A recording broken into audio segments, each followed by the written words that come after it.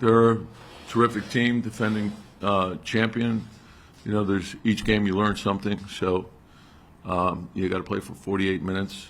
We felt the last game that there were some things that obviously we could have done better, but it was an overtime game, so just find a way to win. When you say play for 48 minutes, what's the key to making sure you get the full 48? Well, it's maximum concentration, maximum effort. What did you guys do in that fourth game to be more competitive than the previous three? Well, actually, the third game was a 4-point game in the fourth quarter too. So, but like I said, you have to play. They can go on runs the way they shoot threes. A bad minute or two that could be the difference. 10-point swing. I think that last game is the only one that you had basically your entire rotation for. Also, I guess does that make a difference in having it as you did for Detroit series? Yeah, sometimes I think when you look at regular season, there's so many factors. It's easy to look at a box score and say, but you don't understand where are you in the season? Who do they have? Who do you have? Are you in a back-to-back? Are you the team traveling? Or there's a lot of factors that go into it. But we obviously know we have to play a lot better. With such a short turnaround, how much of preparing for a team is studying what, in this example, the Magic did against Boston and trying to build on that with your own personnel, or just the body of work? How much of that is just dependent on? No, it's all of the above. It's like. So your advanced people and your assistants, you're studying the Orlando series. You're also studying your 4 games against them, and the things that that you're doing now that maybe you weren't doing then. And so you look at it all, and that's your preparation is everything. So you just constantly work on it, and you would always have the belief that you could do something better. And that's what we have to do. Obviously, Cade and Tatum, two totally different players, but the way OG defended Cade, does that give you confidence that matchup against Tatum, he can kind of have a similar? Yeah, I think with star players in this league, and that their team is, Jalen Brown is unbelievable. So is Tatum, and I think if you overlook guys like Holiday and White, you're making a big mistake. Those guys are all dangerous. Porzingis is a terrific player. You're dealing with 5-out spacing. There's a lot, and then you look at what Pritchard and Hauser have given them off the bench, and Cornette's been a big factor for them as well. Mikal really had a good defensive series and then stepped up offensively in the last game. Can you just talk about the series he had and how important he's going to be in this series going forward? Yeah, he's a key part of our team, and it's all around. It's all the things that he brings. A secondary ball handler also, but his defense, his ability to run the floor, move without the ball, make timely shots, terrific three-point shooter from the corners. So just keep doing what you're doing. So it's been a steady climb for him. This will be a great challenge for not only him, but our entire team. Can you talk about the pressure that's been on him? I mean, mainly because, you guys felt so highly of him that, you traded for him. And, fans see that and there's a lot of pressure. He didn't make the trade. He's here. Yeah, well, he's got a great demeanor. That's one of the things I really like about him. And I think for anybody who gets traded or free agency, whatever it might be, there's an adjustment period that you go through, and it takes some time. But I think he's very confident in his ability. It's not like he just got to the league, so he's got a great body of work. And I think he's a confident player because of the work that he puts in. So it's been a steady climb for him, and I think it'll continue to get better. When you list that roster, everyone's a lights-out shooter. They can put 40% shooters on the floor at every position. Just the challenge of that, how do you approach that? Well, you have to finish your defense. It requires multiple effort. It takes a great communication, aggressiveness. And you have to finish. You have to challenge, and then you have to rebound. They're also, they're a great offensive rebounding team, and oftentimes those lead to more threes. And so they're active pursuing the ball, and they can create turnovers, which also leads to threes. So we have to have a great understanding of what's going on in the game. You talk a lot about the importance of rebounding, and offensively they're one of the best in the league. How important is it obviously they're talented offensively, not to allow them to get second chance shots and second chance opportunities, just given how they shoot the ball and the abilities that they have. Yeah, I think it's they're quick to the ball too, and they could hit you with size, and they could also hit you with speed, and so you have to get the bodies and make sure you're holding your blockouts. But it requires you to give a second and third effort. Do you think a lot of their offensive rebounding has to do with that they do shoot a lot of threes and a lot of long rebounds with that? Well, if you run in, they'll probably go over your head if you run in. So you got to make sure you understand our guards have to do a great job of, covering the long ones, and their bigs are real active, and then they come from behind, so we have to have the awareness with that as well. But they're defending champion for a reason. You guys didn't play for things in 2 before, I think. I mean, how different is he? Does he make that matchup worse than it did for these teams? Well, I think the range shooting 5 is opens up the floor, which leads to space, and you got to make decisions, and you got to read the ball. So I think that's a big thing. But Cornette is also different in the sense that he could hurt you with the offensive rebounding and the screening. So you have to have awareness with that as well. What did you see from Detroit series that there were a couple games where he didn't get a lot of shots? Is he reading the game he won? Well, when there's a second and third defender coming, I don't want him trying to shoot over 3 people. I want him to make a pass. So if he does that, he's helping his team, and that's probably the biggest thing. I thought Cat played a terrific game, Game 6. So if you look at the rebounding and you look at the defensive play that he made at the end of that game, that was huge for us. Huge. That's what I'm asking. Can he be a big factor if he's not scored? Yeah, all guys. Like you, there's games in which you don't shoot the ball great. There's other things you can do to help the team win. Whether you're screening, if they're the same thing with Jalen. If there's 3 guys on him, I don't want him taking tough shots. I want him to hit the open man. That's what winning basketball is about. You guys played the Celtics 4 times. Obviously, there are different players available for you after those games. Just when you look back through those games and think about this series, what do you guys have to do to change the result? Obviously, play better than we did throughout the regular season. Be better, ready to go from the jump, and knowing that it's going to be a game of runs, knowing that they're capable of doing a lot of great things. They've got to keep our composure, sit together, and just making sure that we continue to play throughout the entire game. Their biggest weapon was obviously that 3-point shot. That they can put 5 guys on the floor that can shoot 40%. From a defensive standpoint, what do you guys have to do to make a dent in their efficiency and their volume if they shoot it out? Obviously, keep bodies on bodies, not letting them loose for open threes. You got to contest everything, and be ready for the long rebounds and second shots. And so I think that'll be a big key because obviously they're great at chasing down their misses and getting wide open second looks. They beat you guys by an average of 21 the first 3, but then the 4th game you guys went to overtime. Was there anything different in that game that you guys did or maybe learned from the other games? Yeah, I feel like we played better in that game. I think we adjusted from the first 3 times we played them. Obviously still not getting it done, but definitely played better and competed better than the first 3 games. So that's something we can look at and build off of. Hey, Jalen, you obviously played with KP in Dallas. What have you seen of his growth as a player into what he is now?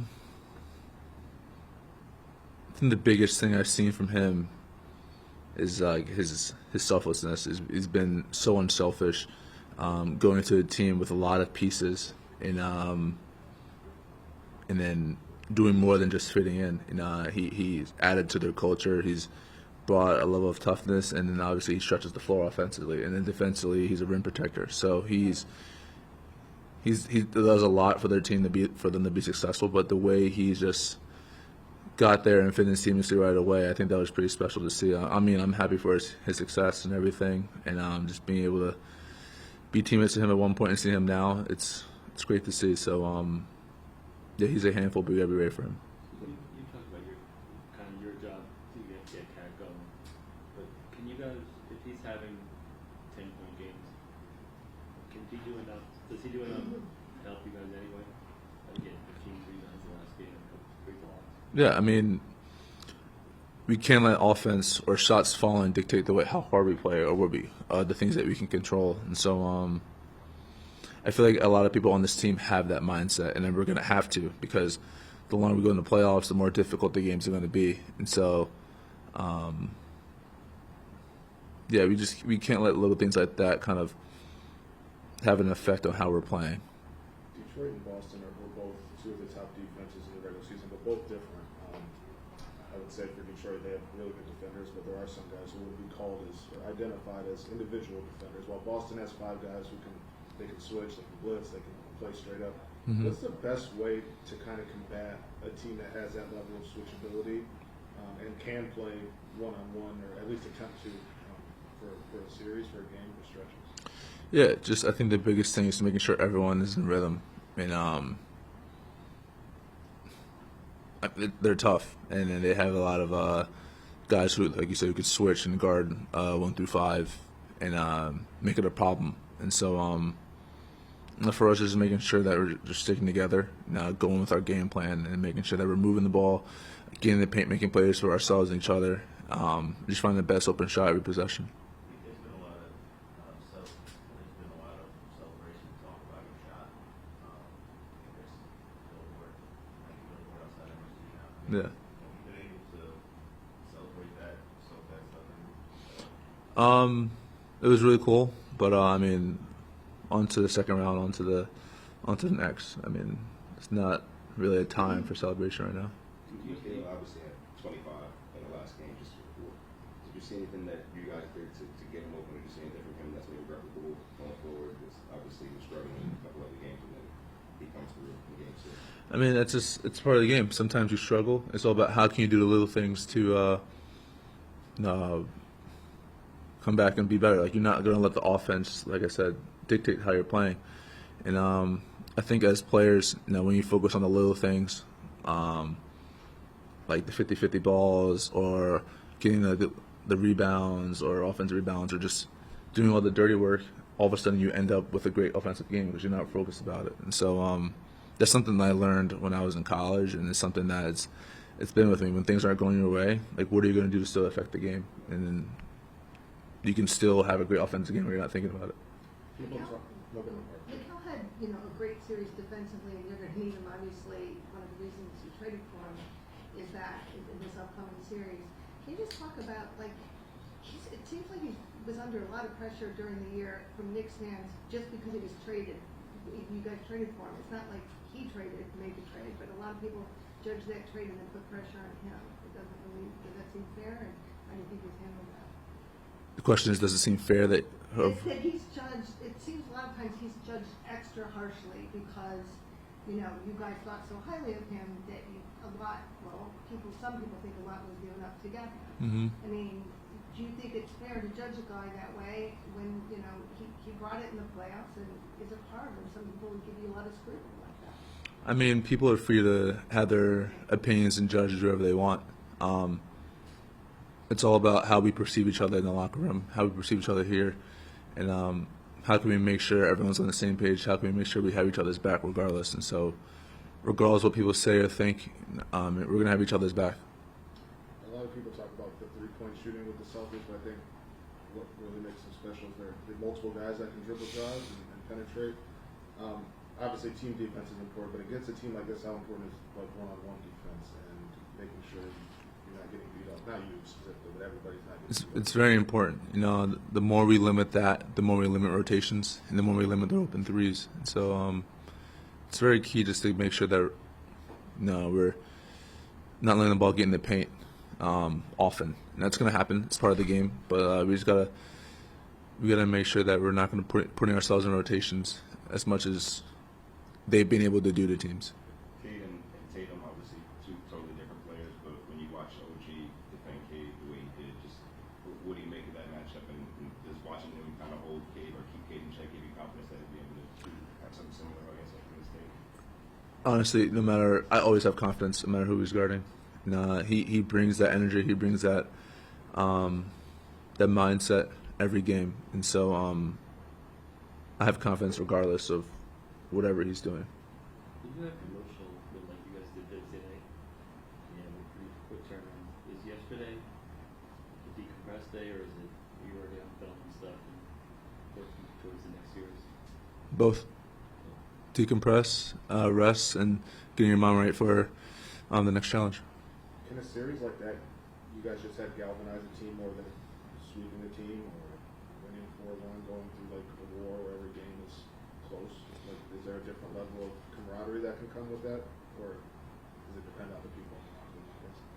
I feel like it's when you're going through a season and you have ups and downs and you go through a lot of things. That tends to bring a team together, and so regardless of how we won that series or anything, we're moving on and we're getting better, and we have another chance to continue to get better. I mean, I don't care how you do it. It's just like, what's the next step, and how are we going to make sure we're all on the same page? Jalen, do you, the Celtics are the Celtics. I mean, do you guys like, how do you guys feel about being underdog? It is what it is. Do you embrace that? I mean, you've kind of been an underdog your whole career. I thought you said last one. The answer was short, so I didn't follow up. Okay. What was your follow-up? You've been an underdog your whole career. I guess is that something that you're comfortable with? I've been an underdog my whole career. If you're a second round pick. Like I said, it is what it is. It's all about what you make of the opportunity you're given. What was it like after an emotional series like that, emotional win for yesterday? Do you get right to film, or do you take a day to take that in and decompress? You gotta move on. So get into the next. We had an amazing series, like you said. We found a way to win. But it's time, we got to get ready for the next opponent. And yesterday, I think we all did a great job of just watching film, getting ourselves mentally prepared, being with our families, but also watching the film, getting ready so we could come in today and get right to work. Where do you stand on the player as talented as you should be, attempting more shots and getting more touches dialogue? I'm about wins, so as long as we win, then everything's fine. But I guess the natural argument is that a player as talented as you, if you touch the ball more, it would lead to more wins. Or do you disagree? Do you agree with that? All I know is as long as we win, we good. So I'm going with that. People talk about Boston as if they just like it's one pass, 3-point shot, or they're shooting like contested threes all day. But what really opens it up is kind of like they have so many guys that can dribble drive. Mm-hmm. How important is obviously team defensive, but one-on-one defense against a team like that who has guys who can break guys down? Yeah, I mean they're a very talented team. I think it speaks for itself, defending champions. So I've always talked to y'all about execution, and if we want to go out there and find ourselves on the winning side of history, we got to execute at a high level and be very disciplined. They're gonna do what they do at the highest level, so we have to find a way to match that level. Carl, obviously there's been a lot of talk about the series. What did you guys take out of the 4 games as a whole, and then the 4th game itself, when you guys played them tougher over time? I mean, just executing at a high level, but being disciplined. You got to play 48 minutes against them. We didn't do that in the 4th game, and it cost us the game. So, we just got to be ready to do whatever it takes to get a win. You faced Kristaps for a long time, and there's some similarities with you guys, elite 3-point shooters. So, what do you make of that matchup, and do you enjoy playing against him? I mean, I love Porzingis, man. He's came into the league together. We've had a bunch of great battles. I think that all of y'all got to watch personally, and just that competition. We got a lot of respect for each other. So it's always great when you get to go against, like you said, one of the best bigs in the NBA, and you get to go out there and compete at the highest level. Obviously, Cade and Tatum, two different players, totally different play styles. But the way OG defended Cade, do you think that's something that could transfer to a series when he's back? Yeah, I mean, and Cade Cunningham's a hell of a player. Yeah. Let's be real. So respect to him and what he's done, and this year he's had. So OG has always stepped up to the challenge of guarding the best player on the other team, and OG special. So it's another chance for him to go out there and compete against the best. And when the ball leaves Tatum's hands, it's probably going to someone who shoots 40% from three. They space. Like I said, they're defending champions for a reason.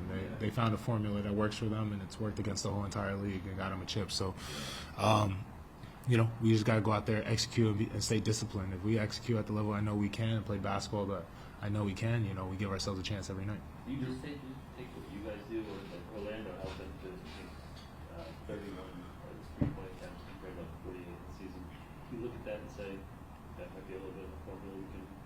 feel for them? I mean, of course, you want to limit their 3-point attempts. You know, it's easier said than done. So we got to go out there and actually make it happen. We can't just talk about it. I know you've grown up in the NBA in this 3-point era, but how unnatural is it still, the amount of long rebounds that there are? Like, I imagine when you're young, you're trained to crash the glass, you're trained to put a body on somebody in the paint. Boston obviously offensive rebounds well because they long like, is it still unnatural to have to train? You have to train your brain to remember you need to put bodies on the perimeter. You need to watch for these long. I mean, you know, when you're young, I mean, I know the game has changed to more 3-pointers, but you know, for when you're young, I've always seen coaches tell everybody, including the fives, to box out their man and get the rebound. So maybe something just in Jersey, but that's what I've always seen. So the game has changed, but the fundamentals are always going to be the same as they were since day one. You know, you got to have the opponent not score, and then if they miss a shot, you got to make sure they don't get a second chance at it. So, like you said, the game's changed, but the fundamentals are always going to be the same. You mentioned obviously Couple more guys. didn't come back into the rotation until late February, and I know you guys always wanted to see what it looked like with you guys together on the floor. Just that series, the minutes you guys played, just what type of impact do you think you guys were able to have on the floor? You know, just who he is. You know, when he's out on the court, he's always a positive for our team, and with his natural God-given intangibles, and obviously his ability to defend at a high level, he gives us a different offense attack scheme, and he gives us more different opportunities that we have on our lineups to do. So he's special, man. He's always been special. I've been fortunate to play against him for years now, so I've always had tremendous respect for him, and it's only gone up being his teammate now. How do your responsibilities change on the defensive end when you have him out there with you as opposed to when you're with someone? You know, just gotta, you know, be more a perimeter defender, and then also, you know, just kind of tap into that Minnesota experience I have with Rudy Gobert. So, you know, just doing that at a high level, especially in the playoffs. I feel like I've shown the world I could do it at a high level, especially at last year's playoffs. So I just want to carry that experience, grow on that, and get even better. Mikel was saying the other day that he, even when he struggles offensively, he always believes in it. It helps that you guys can. Everybody just kind of always thought him, just keep shooting. For sure. When you see him have a game like he had the other day, first of all, do you think that helps him go forward, relieve some of the pressure? And how do you think he's handled the pressure this year? Being the guy that fans say about picks with him. I mean, picks, whatever, you're still playing for the New York Knicks. You know, it comes with a different pressure than any other organization and place in the world. But I think that he's done a great job of just trusting us and believing in us, and I think that the team has also done a great job of rallying around each other, not just him, and instilling confidence into each other and comfort in each other when, you know, the ebbs and flows of the season come. So Mikel's done exactly what he's supposed to do. He's been in the gym, he's put the work in, we've all seen him put the work in, so we have nothing but belief in his skill set, his talent, and his mentality, and all we got to keep doing for each other. Whether it's me, it's JB, it's Josh, it's Mikel, it's OG, we got to keep instilling confidence into each other and keep reminding each other that no matter what happens, bad, good, you know, we can always fall back on each other, and you'll always have you always have your teammates, your brothers with you through every step of the season.